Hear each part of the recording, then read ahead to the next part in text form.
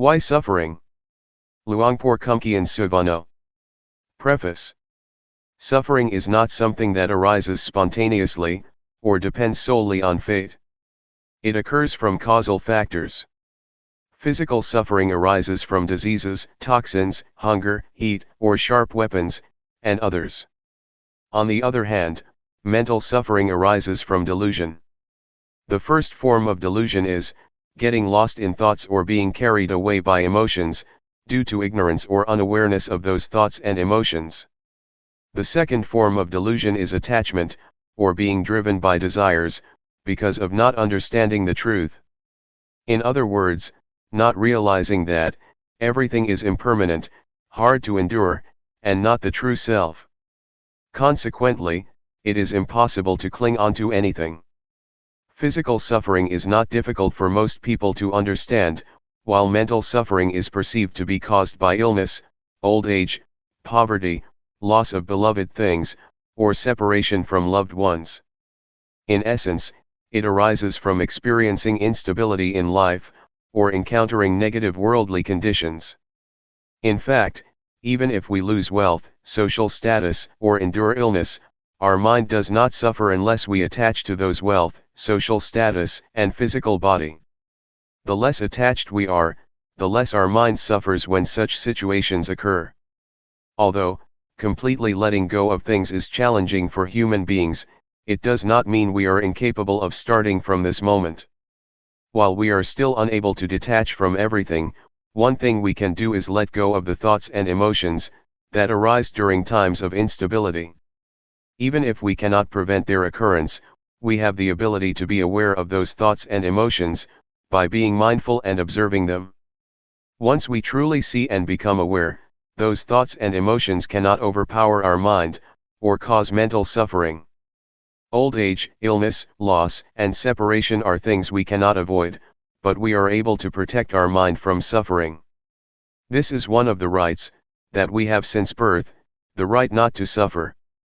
However, we can truly exercise this right only when we cultivate awareness and deepen our realization of the truth, in order to expel both forms of delusion, starting with the delusion in thoughts and emotions, followed by the delusion of attachment.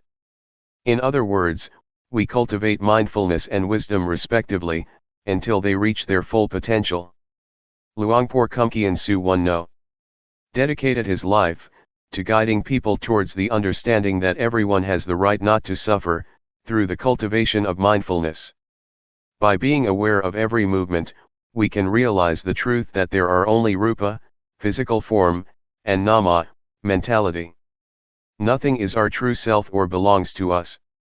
The various sensations that arise are simply agara, condition, not the self, not us, and not belonging to us. Even when dukkha, vedana, painful feeling, occurs, no one suffers. In other words, suffering exists, but no individual who suffers. The content of this book is teachings by Luangpor, which were published by followers on the occasion of the 9th anniversary of his passing. Its purpose is to motivate everyone to be diligent in our practice, enabling us to gain the greatest benefits of being born as a human in this lifetime. I hope everyone realizes that we have the right not to suffer, and we should exercise this right to eventually free ourselves from suffering. Propizon Vizalo. August 12, 2023. Let's listen to the Dhamma. Luangpor will speak to you. Listen to the teaching, and act upon it. Do not just listen for the sake of memory.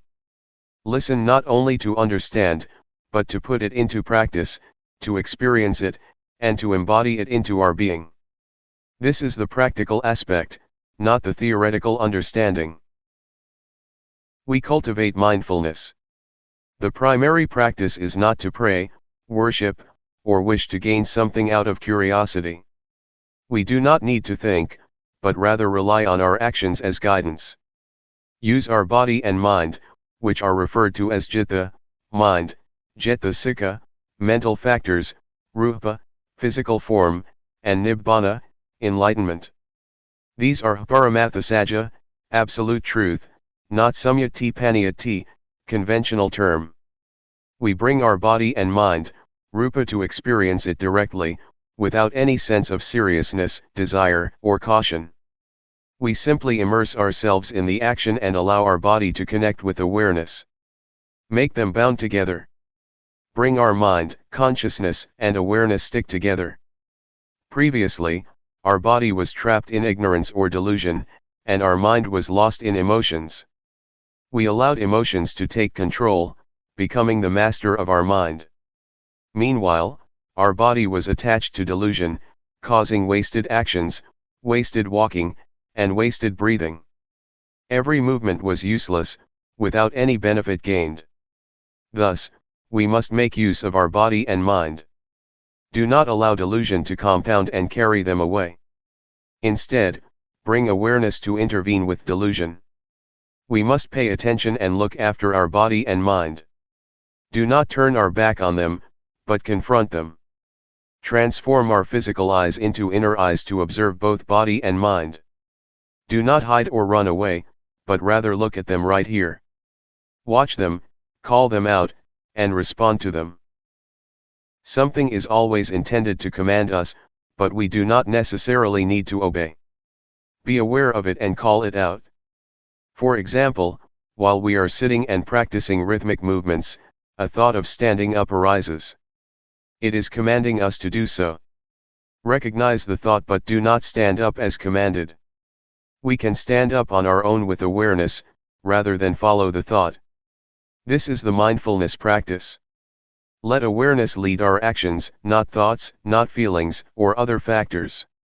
It is similar to monkey training, in which a monkey obeys only one specific person, its owner, or trainer.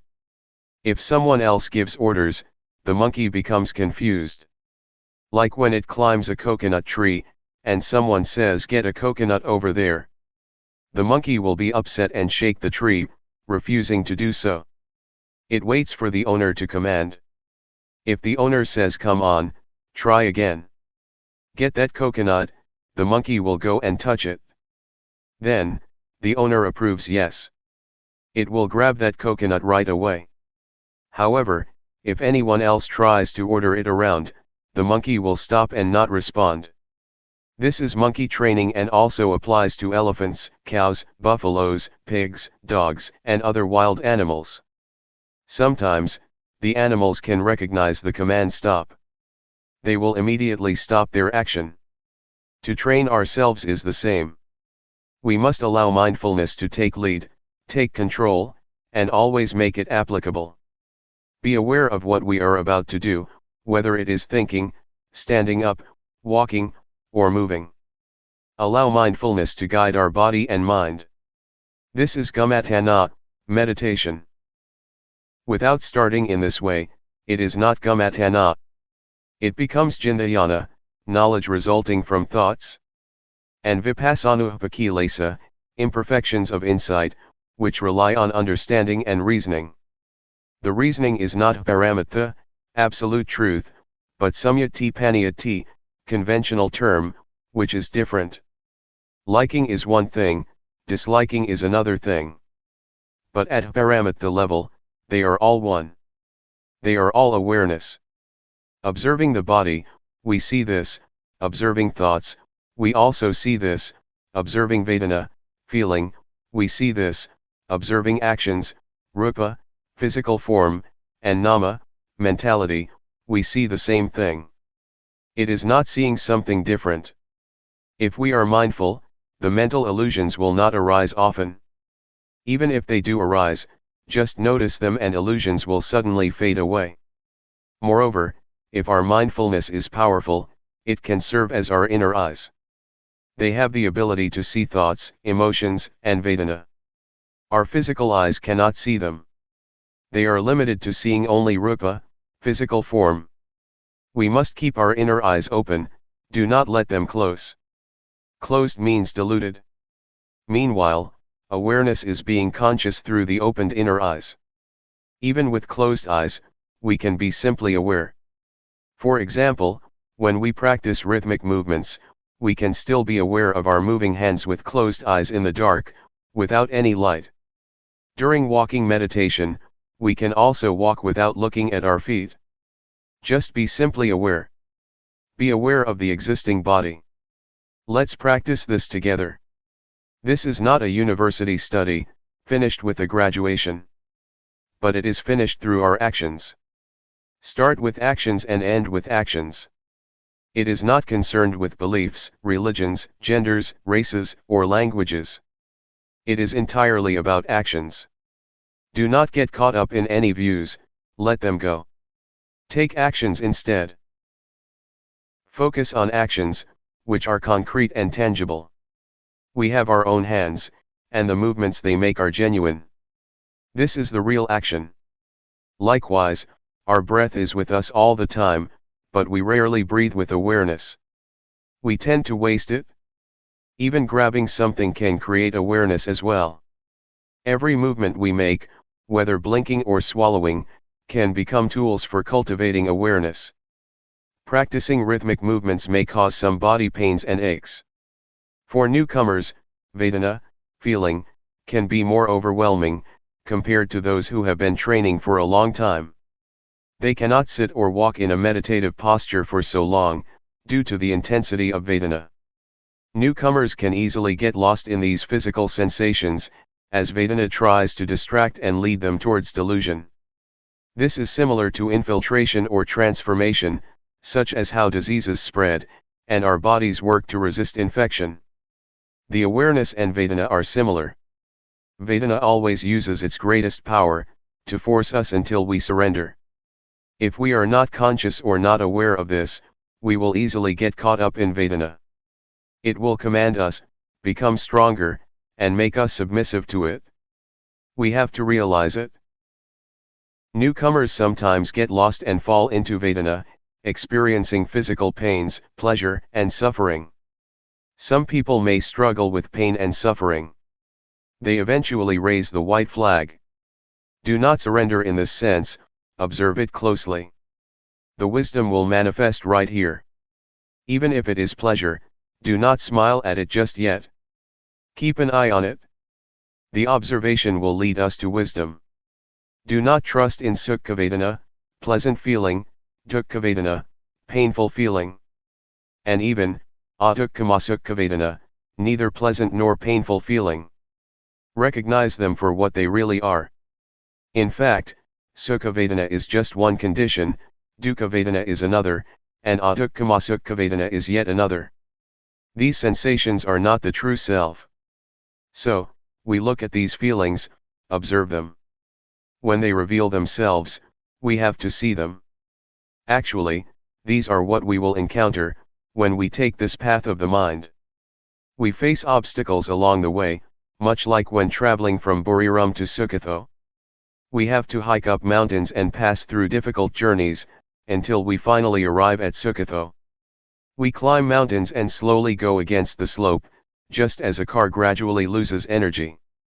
Once we reach the top, we can take a breath of fresh air. The weather is different from down below. Similarly, in Dhamma practice, we sometimes go against the current, as Vedana pulls us down. Just be aware of it. Also, the mind that has been like a servant to thoughts, naturally thinks. Even though the mind and thoughts seem to be the same, they are not. The thought is one thing, seeing the thought is another. We can realize how our mind actually works. During awareness practice, thoughts, may suddenly appear as if emerging from a cave. The body is like a cave, with the mind inside. It comes out fast, enters fast, goes fast, and appears fast. We try to observe. Observe and then come back. Avoid justifying the thoughts as right or wrong. No matter what arises, smile and laugh at them, and return to awareness.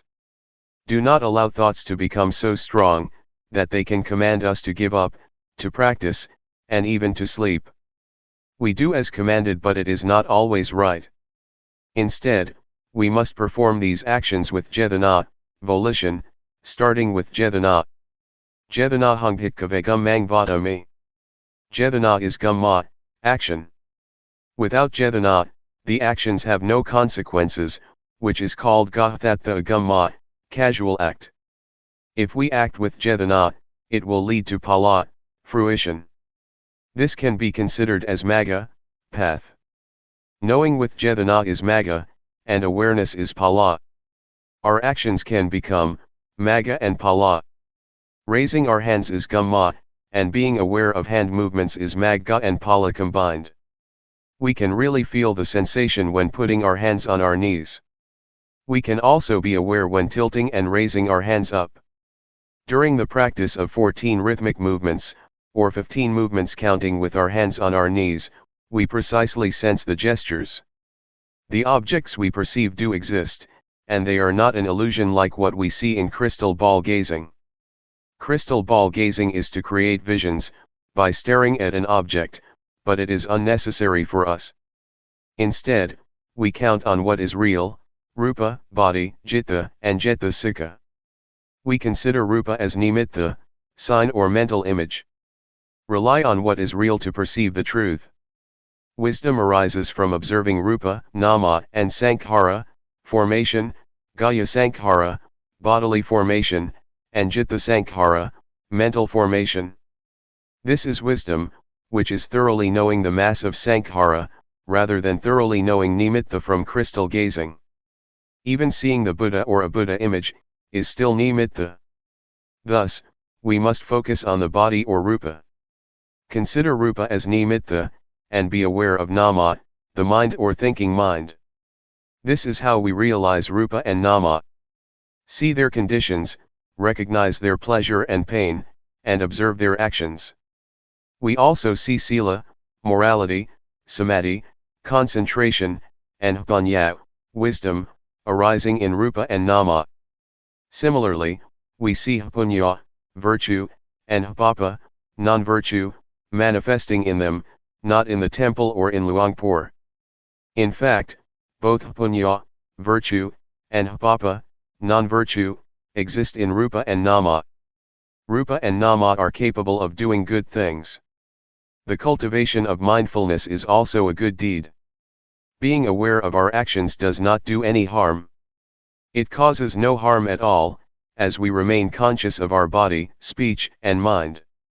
When thoughts arise, simply return to awareness. Do not allow thoughts to command us.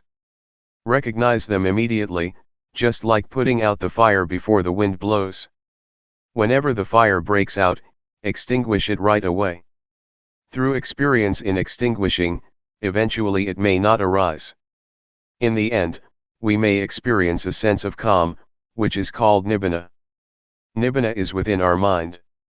We can also recognize it through our breath. It exists right here. Do not look for nibbana anywhere else. This is why we have to be aware and observe our body and mind, considering them as nimitta. Bring awareness in our field work, that is the primary practice. Allow actions to guide us rather than reasoning. This is Gumatthana, the base of action.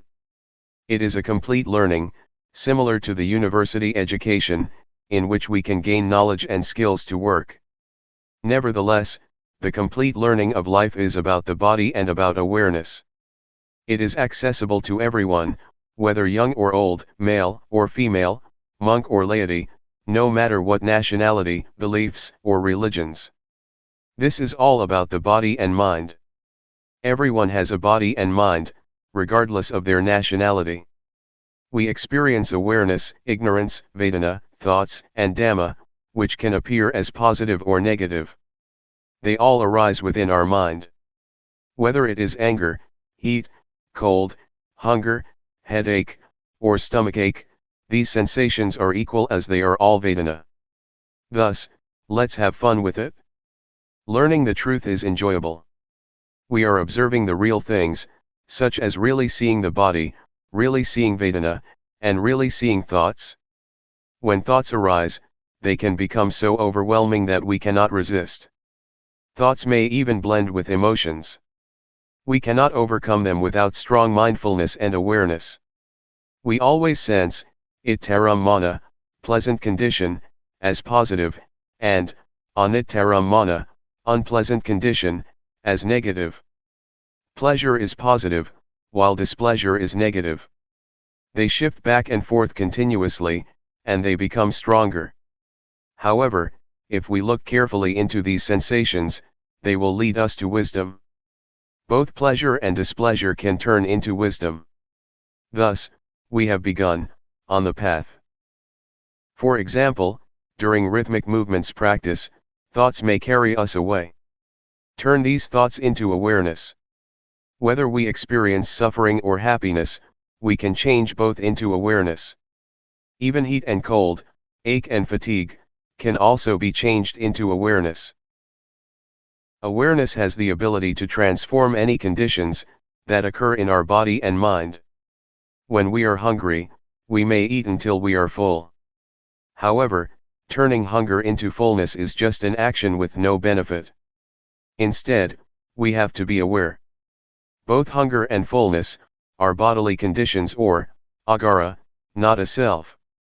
Similarly, heat and cold, ache and fatigue, are all just bodily conditions. They belong to the body, not to the self. When we feel pleasant or unpleasant with these conditions, we become lost in delusion. To gain wisdom, we must realize that they are just bodily conditions. Anger, anxiety, and sadness are mental conditions, or agaro likewise. Pleasure that is derived from fulfillment is also a mental condition, not a self. We allow these conditions to develop their influential power, commanding us to keep climbing higher, without ever stopping. If we look at it, we will see. Whatever we see, it all becomes awareness. Whatever we see, it creates awareness. Awareness provides us with answers, and guides us towards life's solution. Life can be revealed. Still, some people are unable to do so, such as those who follow anger or drown in pain. They cannot get over the feelings. For them, life has no way out. It is blocked as a dead end. If we have awareness, life can be revealed. It has passed. It has gone and become vimukti, freedom. With awareness, we can approach Magga and Phala immediately. Moreover, studying what we see with our eyes, hear with our ears, and touch with our hands, is studying the truth. We simply realize whatever happens, and allow them to pass. We can even get through thoughts as well. Just be aware. Let's cultivate awareness.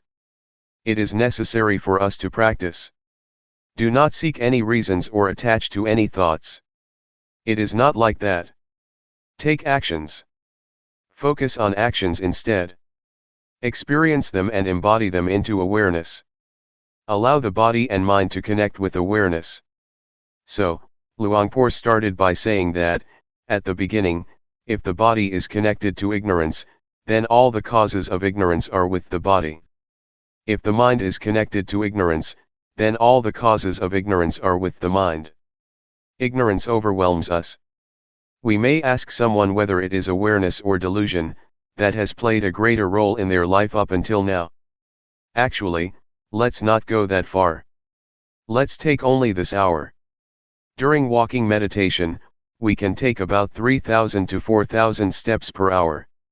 If we walk just right with a suitable body swing, we will probably take about 4,000 steps.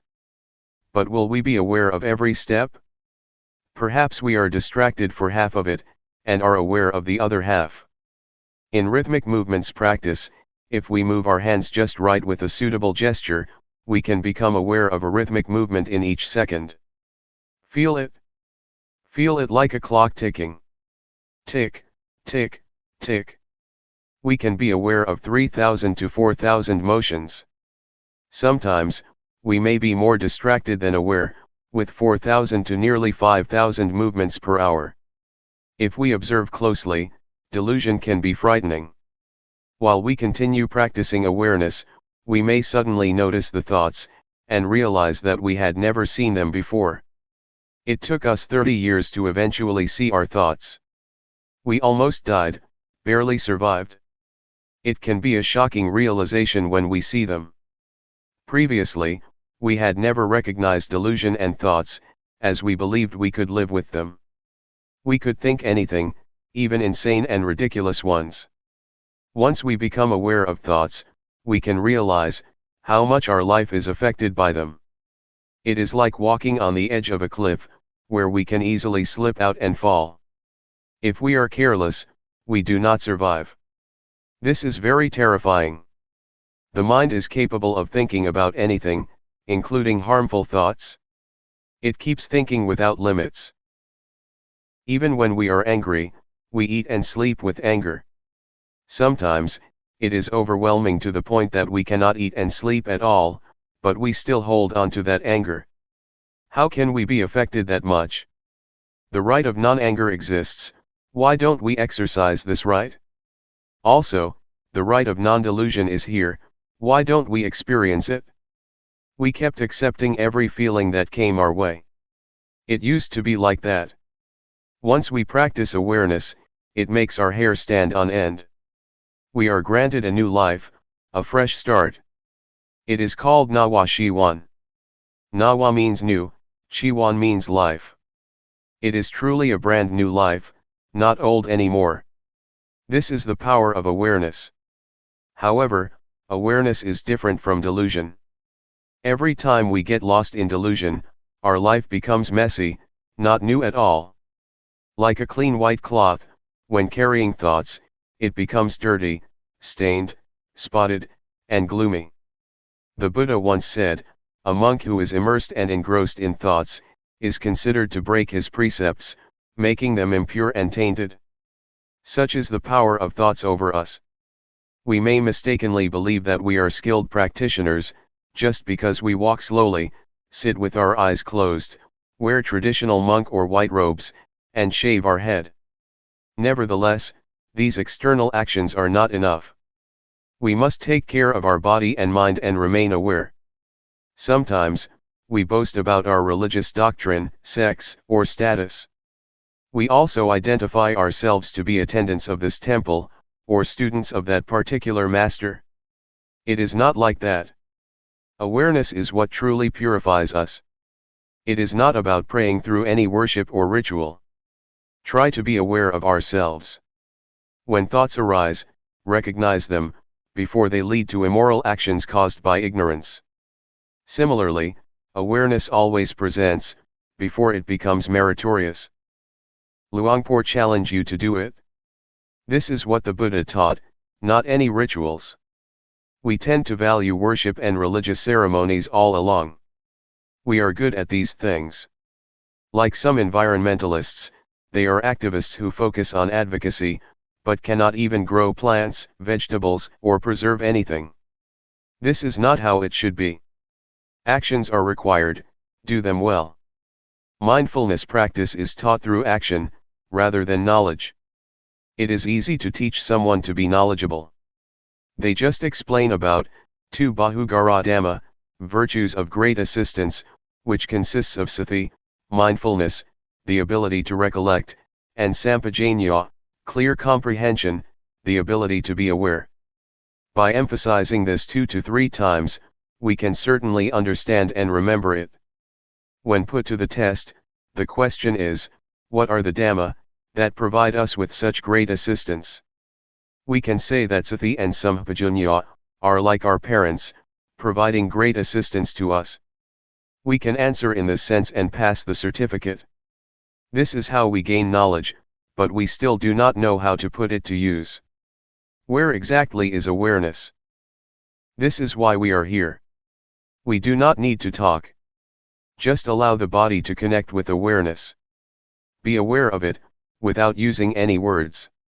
Bring the body to feel and experience awareness directly. Know it. Recognize it. Be conscious before speaking, doing, and thinking. Likewise, be aware while speaking, doing, and thinking. Mindfulness and awareness will suddenly come together at the same time. Complete. Sati and Sampajanya do not separate, they exist together. When we flip our hand, we are aware of it. Even before flipping our hand, we can feel it. While flipping our hand onto its edge, we recognize it. This is a sense of awareness. Raise our hand up. Feel it. Bring it here. Be aware of it. Know it. Know it again. Know it lightly. Know it fresh. And know it purely. Spiritual Tips for Meditators. Part 1. By Luangpor Teean. The Path of Mindfulness. Now I am going to teach you the way to meditate. Please relax and feel comfortable, because what I am going to teach you is based on something you already have in your mind. The teaching that I am going to instruct you in is based on something which is real and genuine, the truth. And the truth cannot be deceived. It cannot be deceived by neither the master nor the students. The master cannot deceive the student and the student cannot deceive the master, once either of them has realized or understands the truth. This is a technique that can be understood by everybody. All of us have mind and body. We also have mindfulness. Mindfulness is a quality of mind that we can cultivate and develop, but it is already in our minds. Once we are mindful or once we are awakened to mindfulness, all of us are the same, but if we do not have mindfulness or if we are not mindful, we are different. Meditating, especially developing mindfulness, does not require special time designated specifically for this technique. It can be practiced all the time in our daily lives. It does not demand special time, mainly because mindfulness is already in our minds. It can be developed through our daily activities. If we practice properly, we will feel that our lives are normal. We cannot practice for others but have to practice for ourselves. We cannot learn from others but have to learn from direct experience. We have to learn by realizing the truth in our minds. The meditation cannot be achieved from memorizing texts or reading books. We have to experience the reality in ourselves.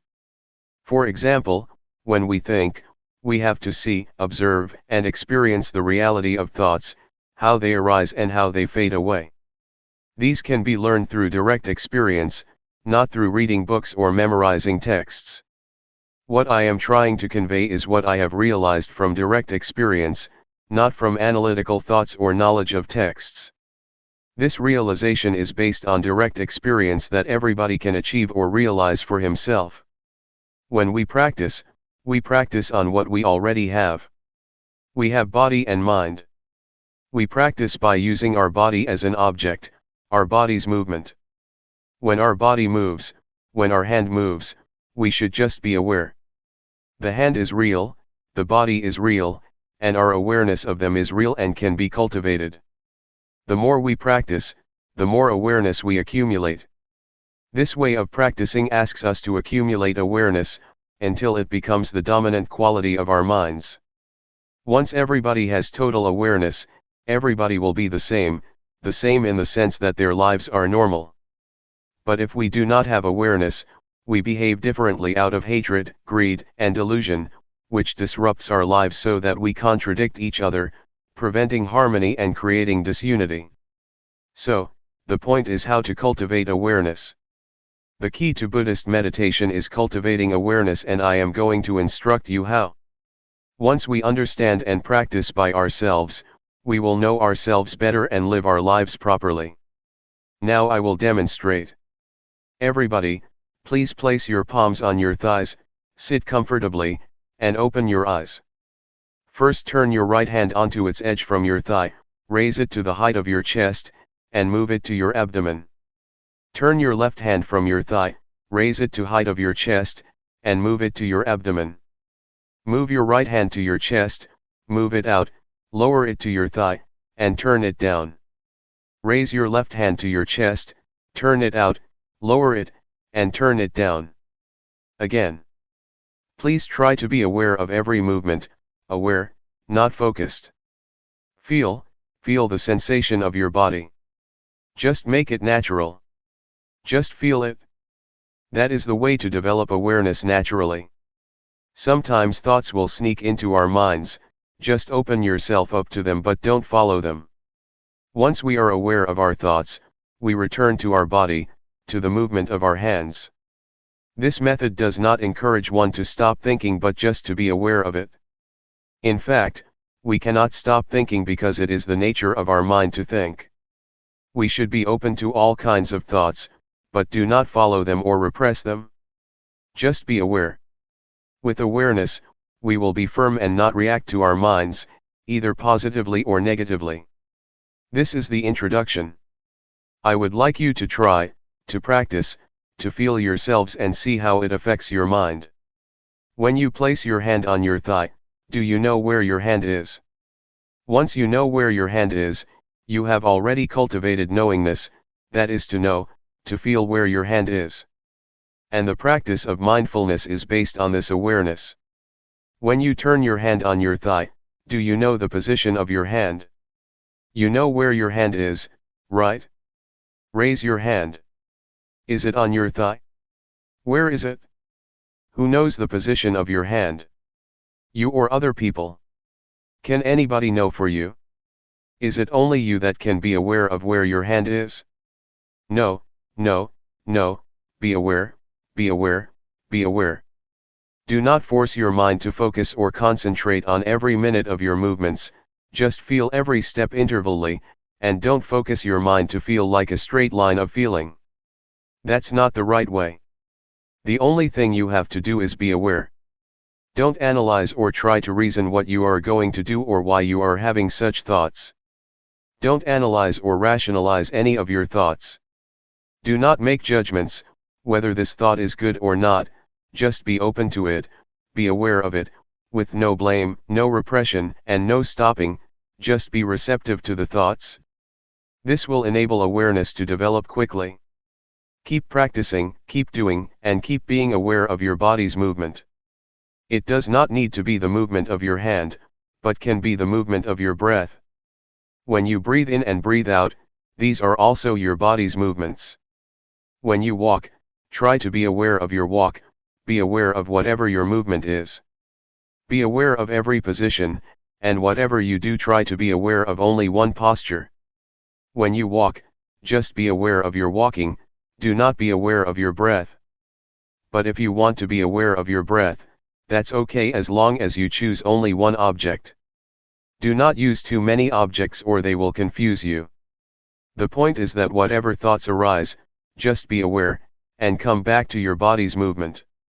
Do not be caught up in your thinking process or your thoughts. If you feel tired or tense after sitting for a long time, change your posture. While you change your posture, please be mindful, don't change it hastily out of impulse or out of unmindfulness. During your walking meditation, you can either fold your arms across your chest or clasp your hands behind your back. Keep your hands properly, it will enable you to walk slowly with mindfulness. About 8 to 12 paces of walking will do for the meditation. Do not walk for too long a length or your mind will be easily distracted. If you walk at my speed, in 1 hour you will walk 4,000 paces. If you know every pace, you already have 4,000 units of knowingness in 1 hour. It will accumulate and can change the quality of your mind. Anyway, if you become distracted or you forget and become unmindful, when you walk or move your hands, that's okay. Do not blame yourself or feel unhappy when this happens. Just let it go and start again. When a thought disturbs your mind, let it be. Do not try to repress or suppress it. Just feel open to it. It will fade away automatically. This is the nature of the mind that we can realize through meditation. Now, let's try to experience it ourselves. After practicing for an hour, you may come back and we will have a question and answer session for 30 minutes. How was your practice? When you felt distracted or caught up in your mind, did you see the difference between them? Did you realize when you were caught up in your thoughts? Did you see the difference when you came back to your body's movement, or became aware of the movement of your hands or walking? Once you did that, did you see that the thoughts just ceased or passed away?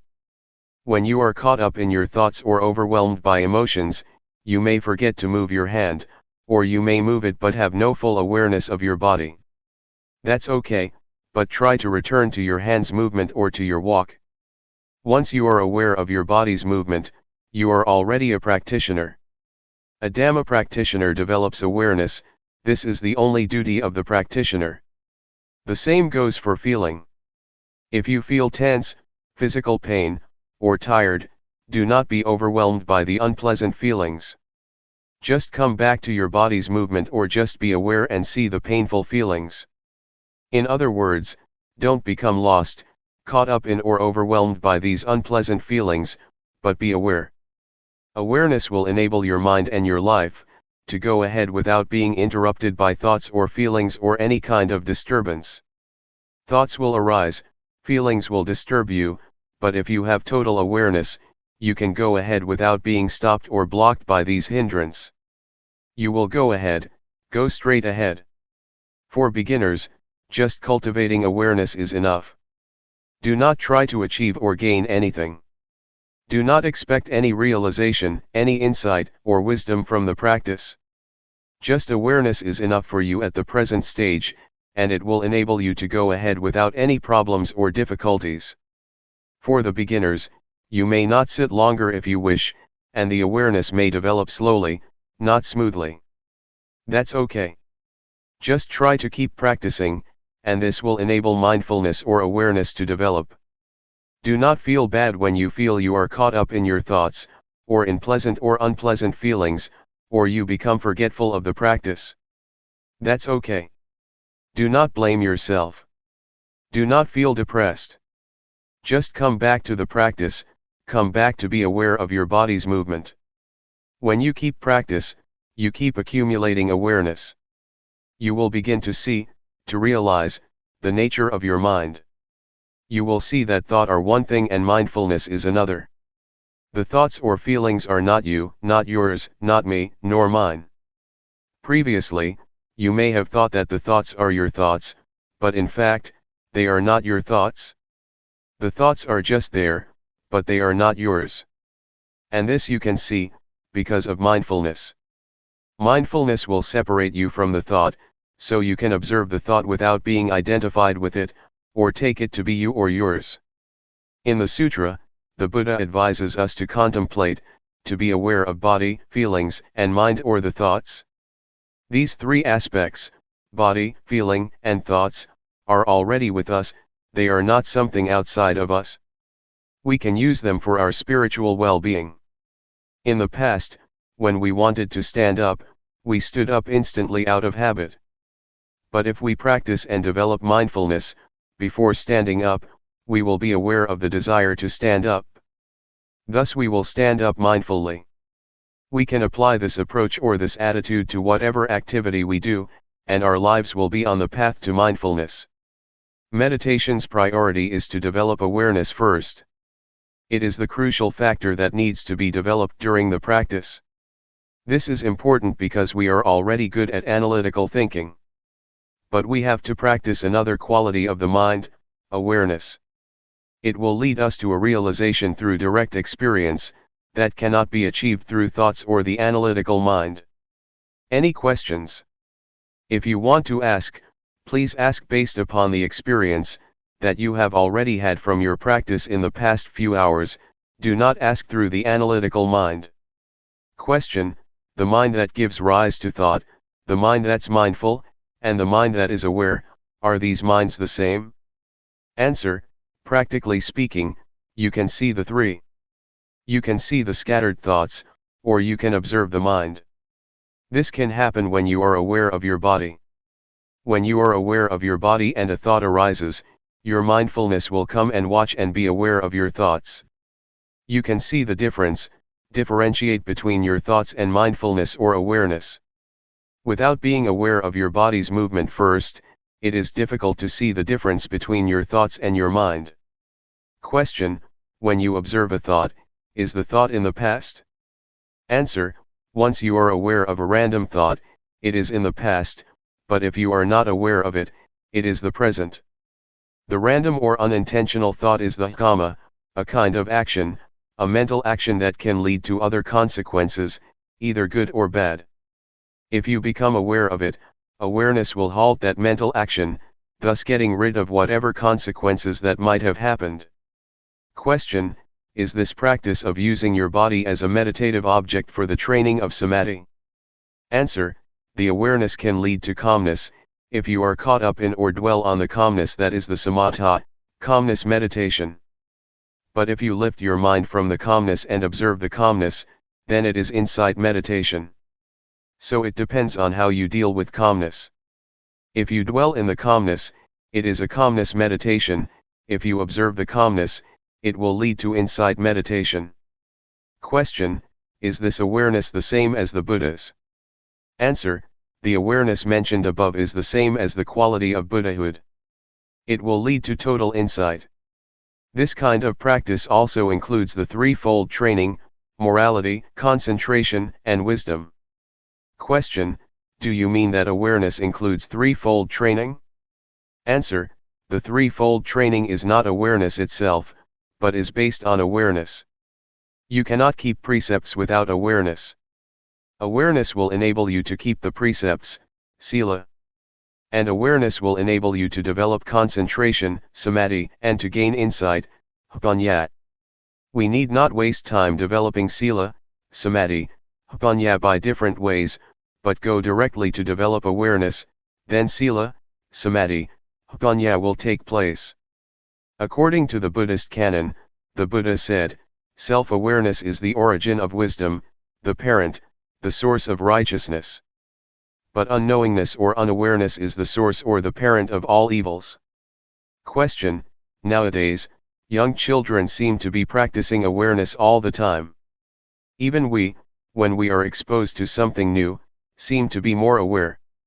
It seems as if we come to this world practicing awareness, then we start thinking, then we have the same thoughts over and over, and that turns off our awareness. Why is this happening? Answer: it is because we have eyes, nose, ears, mouth, and body, the five sensual bases, and mind, the sixth base, to understand the world. We use these six bases to have contact with the world, and this leads us to a lot of concocted mind. We think a lot because we have a lot of contact with the outside world. That's why our minds become busy and keep thinking all the time. We ignore another quality of the mind, awareness. That's why we have to come back again, because we have ignored it for such a long time. We have occupied ourselves with thinking, because of our contact with the outside world through the five sensual bases. Awareness will liberate us from all unpleasant events and unfetter our minds. It will liberate us from all hindrances and fetters. I can assure you that awareness will rescue our lives. Regardless of nationality or race, we can be united. Regardless of our differences, we have one thing in common: awareness. Awareness is in every person. So, I would like to encourage you to develop awareness, so that we will go beyond nationality and race. After the practice, do you feel that you can get in touch with awareness, the awareness in your mind? It is an quality inherent in you, that leads you to get in touch with it. Question: it's very hard to slow my mind down. Answer: we are not going to stop the thinking process, we are not going to fight it. If you fight it, you are going to be tired, because it is very difficult. Just to be aware of it, just observe it, and it will pass away on its own. Do not try to get rid of it. If you try to get rid of it, you will feel exhausted. Sometimes, you may find your mind was more scattered during the practice than during your normal daily life. The more you practice, the more your mind is scattered. Sometimes this happens to practitioners, but that's normal. Just be aware of it and ignore it, and try to be aware of your body's movement. The more you keep coming back, the more awareness will accumulate. Just keep coming back. Do not try to fight your thoughts. June 1, 1997. Cultivating awareness. The Buddha said that there are 5 hindrances to meditation. The first is drowsiness, the second is agitation or restlessness, the third is doubt, the fourth is sensual desire, and the last is ill will, hatred, or irritation. Doubt means that one feels uncertain whether the practice is right or wrong, so he just stays on the edge, and cannot commit himself to any kind of practice. You may encounter any of the 5 hindrances. That's alright, it's even beneficial. Try to observe the hindrance rather than following it, or being overwhelmed by it. To observe is to keep your mind from identifying with these 5 hindrances. For example, when you feel sleepy, instead of lying down and following the drowsiness, just try to observe it, and the awareness will lift your mind from being drowsy. Thus you can learn how to interact with restlessness, or with agitation. They are not bad. They can teach. Yet, there are people who, with total awareness in their minds, can go straight through their practice without being caught up in, or dwelling on the 5 hindrances. Awareness not only helps us overcome the 5 hindrances, but will also lead us beyond delusion to insight, or wisdom. When one is unmindful, unaware, or becomes caught up in one's thoughts, one cannot see things clearly and is overwhelmed by delusion. Yet once one becomes aware or free from the 5 hindrances, one can go further to experience insight. Because one accumulates awareness all the time, and awareness enables one to see things as they are, not distorted by bias or scattered thoughts, so that one can achieve insight. The insight that can be experienced from this method of meditation is the insight into the body and mind. You can see that the sense of us or me, in fact, is only the combination of body and mind. You will understand the nature of rupa, the form or body, and nama, the mind. You will see how they interact with each other. With this insight you will have a clear understanding that goes beyond the concept of me and mine, just body and mind, not the sense of self. With the insight into body and mind, you will know and be able to differentiate between thoughts and awareness. So far, you cannot differentiate between these two because they come together, but if you have insight from awareness, the thoughts and the one who thinks or observes can be differentiated. Such realization or such direct experience is what we call wisdom, because it liberates us from hindrances and suffering. It is wisdom, and at the same time it is magga, the path. It is both the path and the end, the wisdom. If you practice properly, you will see that at the beginning it is mindfulness, in the middle it is mindfulness, and at the end it is also mindfulness. It is both means and end, path and wisdom. What I just said is quite ahead of you. It is a state that you may not have experienced yet, but I wanted to inform you of what you are going to realize, if you practice properly and continuously. Please try to concern yourselves with what you are practicing now. Just be aware, and once you keep practicing, results will come on their own without any attempt on your part. Therefore, put your effort into the practice. Awareness from this practice will get rid of delusion. The more you are aware, the less you are unaware. Unawareness is identical to delusion or ignorance. If you accumulate awareness through this method, it will form a solid base for keeping moral precepts, for concentration, and for wisdom. You will live your life morally once you have full awareness. At the same time, you will also have calmness or concentration, once you are fully aware of what you are doing. Meanwhile, insight can take place with awareness. Thus, awareness can lead us to the totality of life, the totality of education or training. Awareness or mindfulness enables us to awaken. An enlightened one is one who has total awareness, total mindfulness. Buddha said many times that the Arahant, the enlightened one, is one who has full mindfulness and awareness in every moment of his life. His experience is like traveling in a freeway on which he can move ahead without any obstructions. Mindfulness is like this: you are not caught up in any thoughts, but move straight ahead in your life. You can learn a lot from this practice. You can understand a lot of things in Luangpor Teean's mind. It is as if your life is the texts, your practice is the texts, and you can gain a lot of knowledge from it.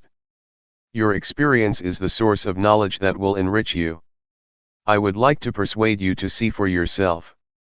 Try to see it, experience it, and it is within your capability to understand it. I would like to encourage you to learn more and more from the practice. This is not some kind of propaganda or an advertisement, but just an encouragement. Practice like this is sort of forming a new habit of awareness. Right now, we have the habit of unawareness, of doing things out of habit without awareness, but if we accumulate awareness, a new habit will be formed, and whatever we do, after we practice properly, we will be aware of our daily movements. But if we do not practice, we will easily fall back to delusion, to our forgetful habits. So, please try to accumulate awareness and try to be mindful. Another point that I would like to emphasize is that, awareness is not a quality confined to myself or monopolized by anyone. It's a quality inherent in all of you. You are all capable of increasing and developing your mindfulness, not only in this room but also in your daily lives. That's all I would like to share with you. The only thing you should do is to realize it yourselves. What I talked about is not for you to memorize but for you to experience yourselves through practice. Both of us will stay here for more than a month. Should you have any problems, please come and talk with us. Question: awareness is not limited to our hands movements only, right? Can it be expanded to things like scratching itches? Answer: that's right. Whatever you do, whether coarse or subtle, breathing or swallowing saliva, or even when you just raise your hand to get something, be mindful. Just be aware of whatever you are doing. That's the proper way to practice. Question: if one moves without awareness, is that ignorance? Answer: yes, that is a kind of ignorance. There are many kinds of ignorance. The most fundamental ignorance is of the things that cause suffering to you, whatever kind of thoughts or understanding that troubles you, or creates suffering for you. Question: the Buddha's awareness is the same awareness that we are talking about, except his awareness is continuous, right? Answer: yes, it is the same, but the awareness of the Buddha is not only continuous, but is also awareness in its totality, awareness that replaces ignorance to the extent that there is no residual of ignorance left. But for us, we still have ignorance, our awareness still broken. Question: what is the difference between the awareness of Sotapanna, Sakadagami, Anagami, and Arahant? Answer: the awareness of these four enlightened beings are different in terms of degree, and also in terms of quality. The first stage of enlightened being, Sotapanna, has awareness that can get rid of the strong sense of self and uncertainty. The second stage of enlightened one, Sakadagami, can eradicate sensual desire and repulsion almost completely. For the Anagami, sensual desire and repulsion are eliminated completely. It is the different degrees of awareness that leads to different qualities. It is as though we are climbing up a ladder. In the first stage of enlightenment, the awareness is less powerful than that of the Arahant, or the last stage of enlightenment. For example, when we get angry at something, we will think about it over and over again. But for the enlightened one, especially the third one, Anagami, once anger occurs, it just happens and he can let go of it. It just occurs one time and then he goes beyond the anger. Anger is eradicated by total awareness, or wisdom. It's like a heated iron, once we touch it, we should feel the heat and never touch it again.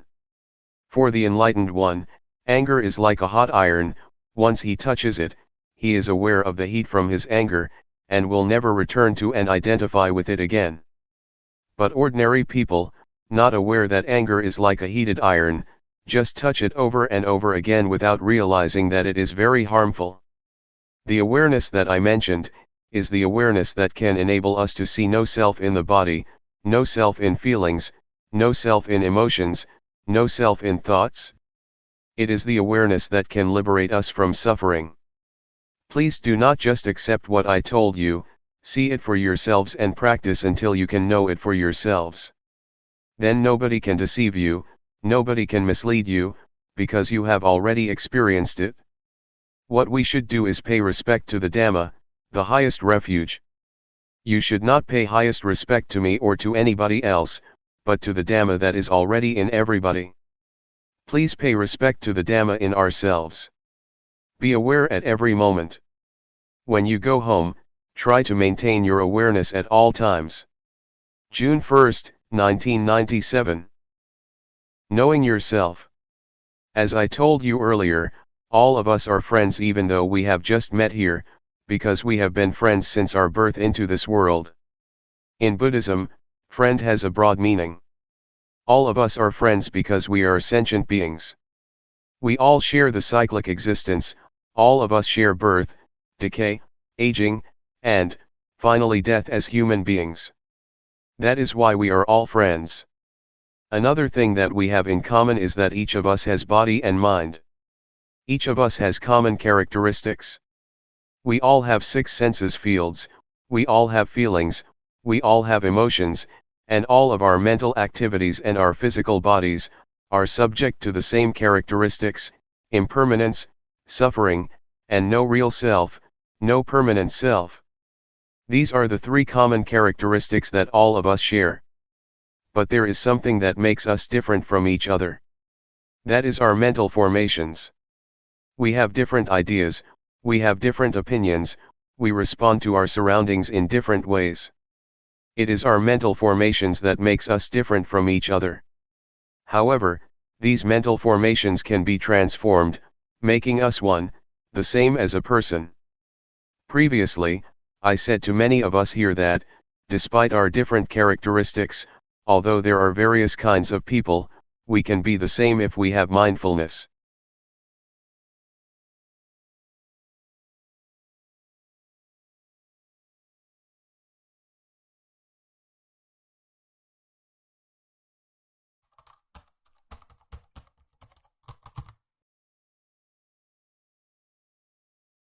May all beings be at ease. Whatever living beings there may be,